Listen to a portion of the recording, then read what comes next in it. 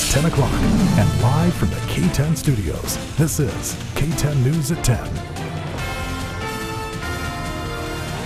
Right now on KTEN News at 10, tornadoes in Texoma. That is unbelievable and a very scary storm that is now moving right over I-35. Severe storms and tornadoes raced across the area, leaving a path of damage and destruction. KTEN News at 10 starts right now. Good evening, I'm Kathleen Jordan. Welcome to KTEN News at 10. And I'm Tom Crespo. It's been a day of severe storms across the area, and tonight authorities are only beginning to assess the damage. At least 2 people are confirmed dead as a result of today's storms, one in Garvin County and the other in Johnston County, and thousands of people are without power tonight. Chief Meteorologist Alan Mitchell has been tracking the storms all day. He begins our team coverage tonight with a look at just what happened. Alan?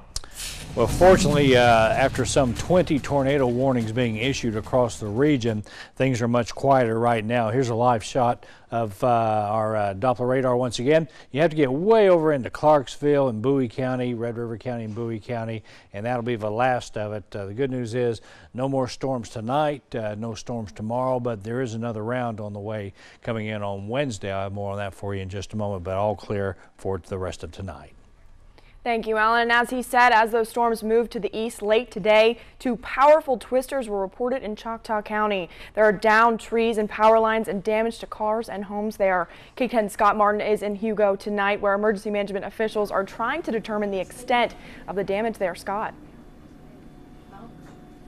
Well, that's right, Kathleen. Now, right now, damage assessments in Choctaw County have been suspended for the night. They will resume again first thing in the morning. I'm here with Choctaw County Sheriff Terry Park here. And Sheriff, what can you tell us about the damage across Choctaw County?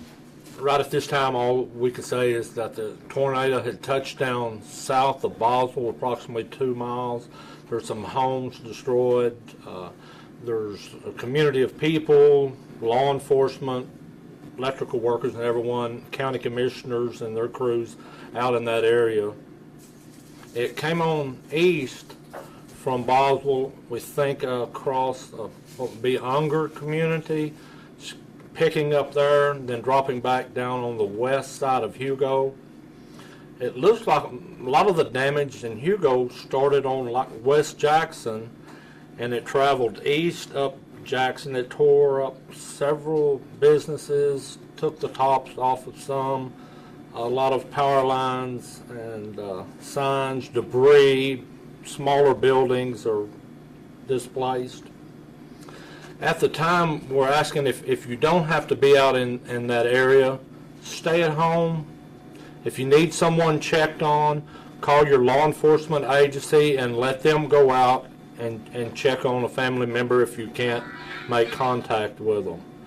Right at the moment, we ask that workers or people that want to help stop at this time, and we will try to gather in the morning, maybe at the back of the courthouse for the Hugo community, and in Boswell, if you want to gather and see what you can do, we ask that you go to the Boswell City Hall. All right, well, thank you, Sheriff Park, for that very much. And you know, we were talking about Boswell. We shot some video earlier in the Boswell area near E2080. There were several homes damaged there in that area. Now, Southeastern Electric tells us that there were 12 power poles that were downed in just south of the Boswell area, and it could be a day or two before that power is fully restored. Again, assessments are going to start first thing tomorrow. Everyone in Choctaw County, though, is thankful to report there's not been any report of any injuries.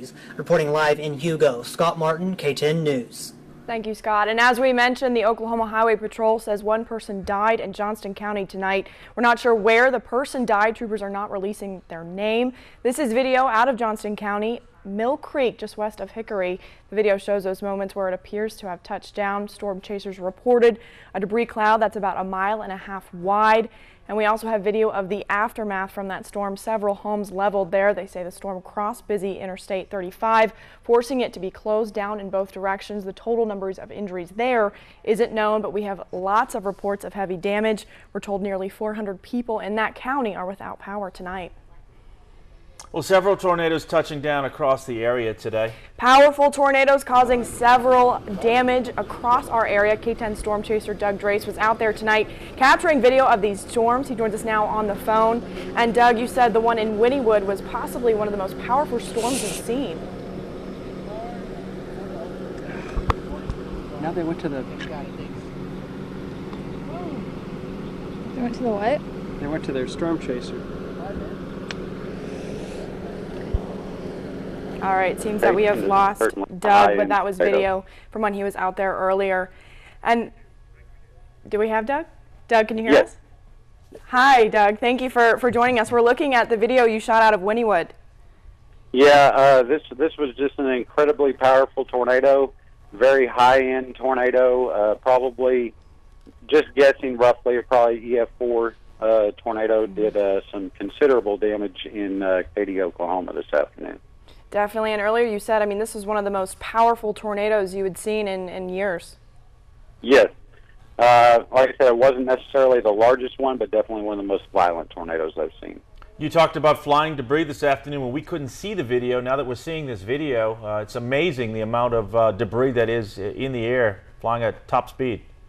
Yeah, and this video here is just west of I-35 near the Rupp Road exit, and Katy's just on the west side of I-35 there. There were at least 3 or 4 homes that I saw, possibly more than that. I couldn't get into the damage path any further than I did, that were just completely swept off their foundations. All right, well, thank you, Doug, and thank you for all the work that you do.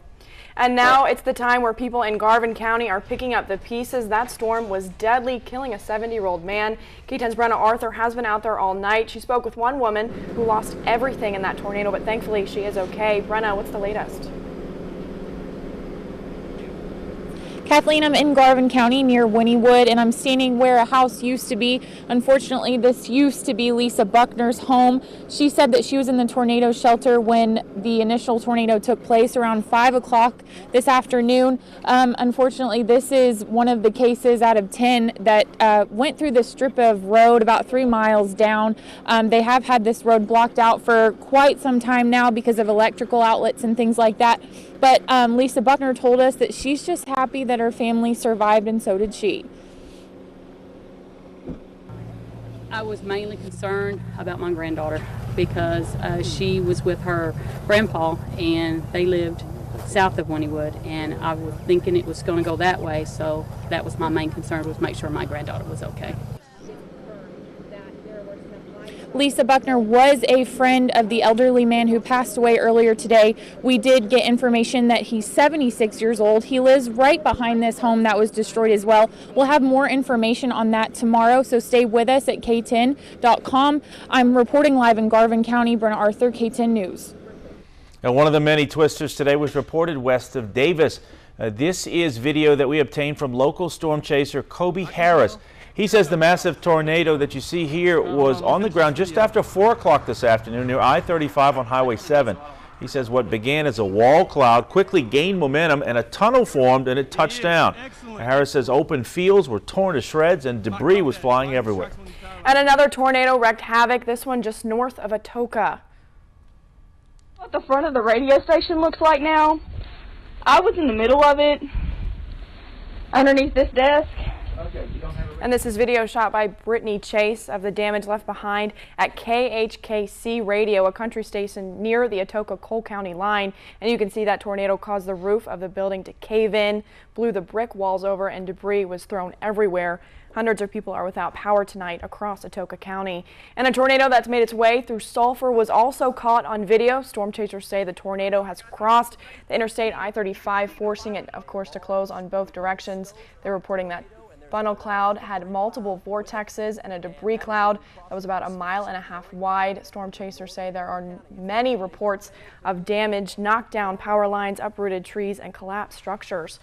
And tonight, the search for 2 people has been suspended because of that severe weather that's moved through our area. OHP says they'll resume the search tomorrow at daylight. This as a local family is trying to remain optimistic after they say their relatives never came back from a swimming trip in Pushmataha County this weekend.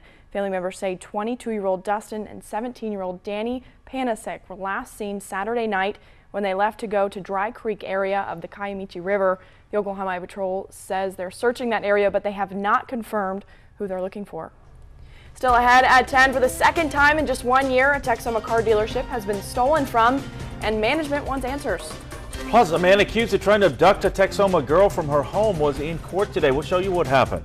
And Alan's back with your full forecast when KTEN News at 10 returns.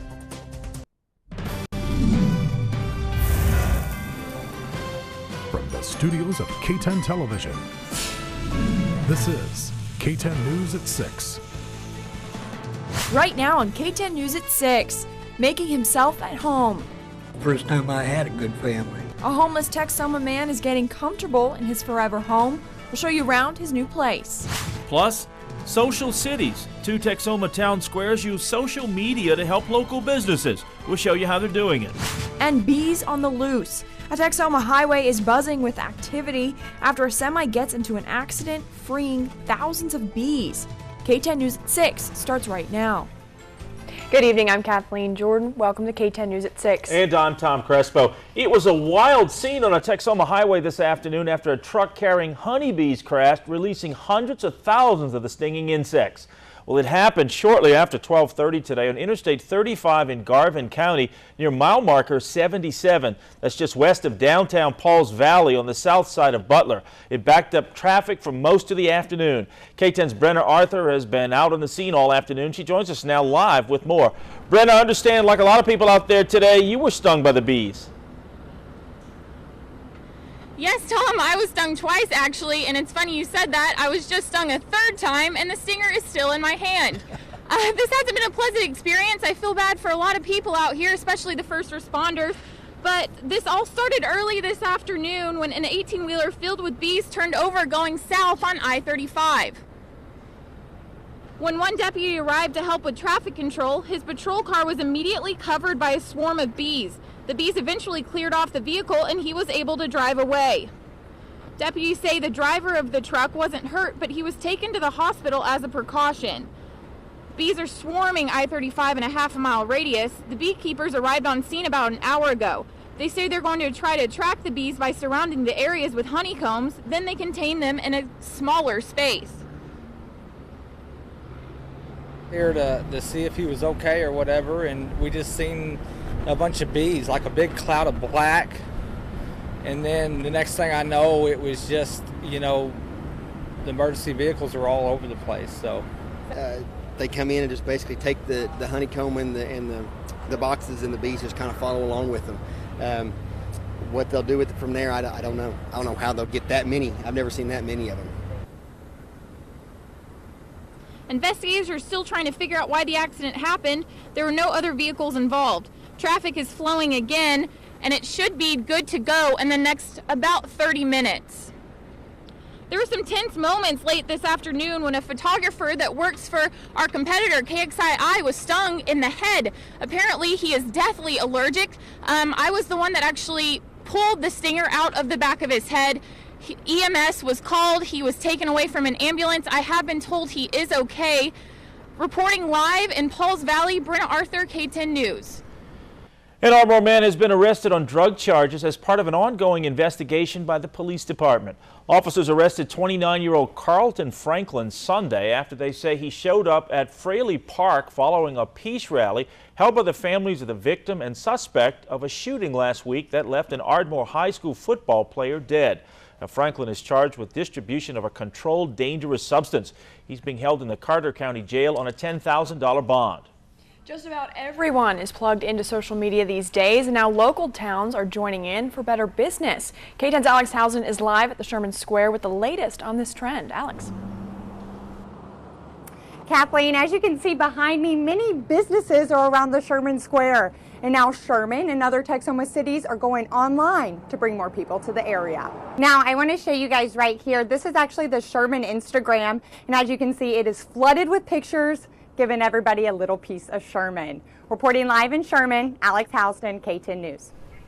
And turning to weather now, warm and dry today, but give it a few days, we may see some changes coming. Let's get a quick check of the forecast now with Chief Meteorologist Alan Mitchell. Alan? The nights are pleasant, the mornings are pleasant, but it's still heating up a little bit above where we should be during the afternoon hours. That'll be the case again tomorrow, down a couple degrees from today, but generally still in the mid-80s. We do expect to see much cooler weather arrive, though, toward the end of the week and over the weekend, with some rain chances as well. I'll show you that in our 7-day forecast.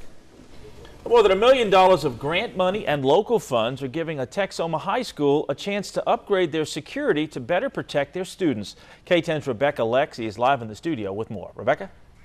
Tom, from a new security gate and cameras to new turf for a football field and stadium lights, students at Bells High School have started off the year with school spirit and a feeling of safety. Sure. Sendera Bank also donated a new school scoreboard to the school for football games. The school hopes with all the new upgrades, it will attract more families moving into Texoma to Bells. Reporting live in the studio, Rebecca Lex, KTEN News. Still ahead at 6, we catch up with a homeless veteran whose story we brought you weeks ago. We'll show you how he found a forever home. Plus, the Oklahoma City Thunder start their 2015 season. Hear from the former MVP on their new coach. And Alan's back with your full forecast when KTEN News at 6 returns.